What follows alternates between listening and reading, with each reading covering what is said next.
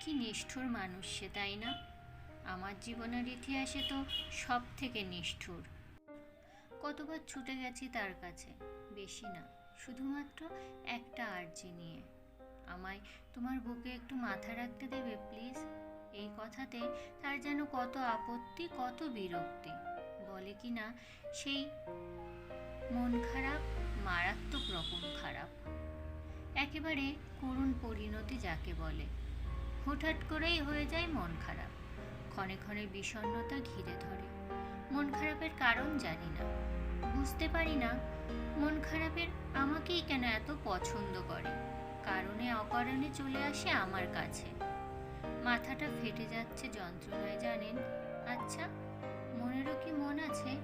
ইস, জানতে পারলে ভালো হতো। তাহলে তার ঠিকানা জোগাড় করে পৌঁছে যেতাম মনেরও মনের কাছে। গিয়ে বলতাম, আমার বেয়াদব চঞ্চল মনটাকে তোমার কাছে আটকে রাখো কেন বাপু? খুব বিরক্ত করছে আমায়। যখন তখন বিষণ্ণতাকে ডেকে আনছে তার কাছে। আমার আর ভালো লাগছে না এসব। আমার মন খারাপের ওষুধ আছে একজনের কাছে, কিন্তু এখন সে আমার কাছে নেই। থাকলেও আমার মন খারাপের ওষুধ সে দেবে না। খুব বেইমান সে। আমায় গুমড়ে গুমড়ে কষ্ট পেতে দেখতে সে খুব ভালোবাসে। যদি সম্ভব হতো তাহলে বোধহয় জ্বলন্ত মনটায় কেরোসিন ঢেলে আরও দাও দাও করে জ্বালাতো। আমায় কষ্ট পেতে দেখলে সে যেন পৈশাচিক আনন্দ পায়। কিন্তু অদ্ভুতভাবে তার কাছে ছাড়া আর কারো কাছে আমার মন খারাপের ওষুধ নেই। থাকলে তাকে তোয়াক্কা করতাম নাকি? কি নিষ্ঠুর মানুষ সে, তাই না? আমার জীবনের ইতিহাসে তো সব থেকে নিষ্ঠুর। কতবার ছুটে গেছি তার কাছে, বেশি না, শুধুমাত্র একটা আর্জি নিয়ে, আমায় তোমার বুকে একটু মাথা রাখতে দেবে প্লিজ। এই কথাতে তার যেন কত আপত্তি, কত বিরক্তি। বলে কি না সে যোগ্যতা এখনো তুই অর্জন করিসনি। আগে সে যোগ্যতা অর্জন করে আয়, তারপর অধিকার চাইতে আসবি। আমি আকাশ পাতাল ভেবে কোনো কুল কিনারা পাইনি। ঠিক কি যোগ্যতা অর্জন করলে সে আমায় তার বুকে একটিবার মাথা রাখতে দেবে? তাকেও জিজ্ঞাসা করেছি অনেকবার, বলেনি। নাক উঁচু করে গম্ভীরভাবে বলেছে, বলবো কেন?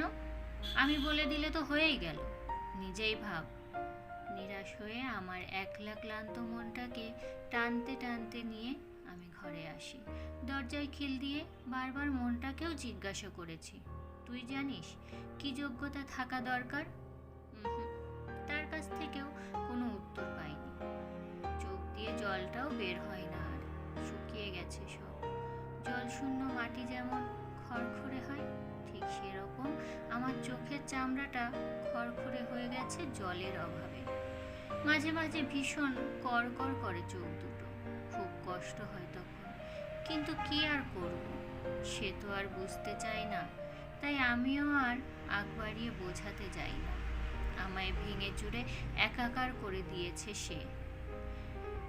এখন আমার যন্ত্রণাটাও খুব ক্লান্ত, পরিশ্রান্ত। আমাকে খুব করে অনুরোধ করছে তাকে একটু ছাড় দিতে। সে একটুখানি জিরিয়ে নিতে চাইছে, কিন্তু আমার হাতে কি তা আছে? সবই তো তার হাতে। হয়তো তার মতো করে এখনো তাকে ভালোবাসতে পারিনি, বা কম পড়েছে আমার ভালোবাসা, আর সেই কারণেই যোগ্য হয়ে উঠতে পারিনি এখনো তার। আচ্ছা, কেউ কি বলতে পারবে ভালোবাসা কিভাবে পরিমাপ করা যায়? তার একক কি? না মানে আমি এগুলো কিছুই জানি না। শুধু জানি আমি তাকে খুব ভালোবাসি, ব্যাস এটুকু। যদি জানতাম কিভাবে পরিমাপ করা হয় ভালোবাসা, তাহলে আমি একবার পরিমাপ করতাম, বুঝতে পারতাম কতটা কম পড়েছে আমার ভালোবাসায়। কিন্তু আমার কাছে যে আর কিছুই নেই যা দিয়ে আমি আমার ভালোবাসা বাড়াবো। এ কি মহা সমস্যায় পড়লাম আমি। আমার সব শান্তি কেবলমাত্র তার বুকেই আছে, কিন্তু সেই শান্তির জায়গাটা পাবো কোন উপায়ে? তার এই বর্বরতা, নিষ্ঠুরতা যে আর সহ্য হচ্ছে না। আমি একটু সময় কিনতে চাই। না, মূল্য কিছু দিতে পারবো না। তার জন্য আমি আজ একেবারেই নিঃস্ব, তাই ধারেই কিনব।